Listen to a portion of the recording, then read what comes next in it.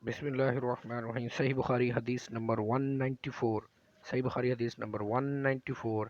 Narrated Jabir Raziyallahu Ta'ala anhu. Allah's Messenger came to visit me while I was sick and unconscious. He performed ablution and sprinkled the remaining water on me, and I became conscious and said, O Allah's Messenger, to whom will my inherited inheritance go, as I have neither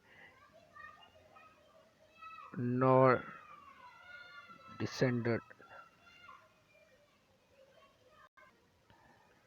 I have neither ascendants and nor descendants. Then the divine verse regarding inheritance were revealed.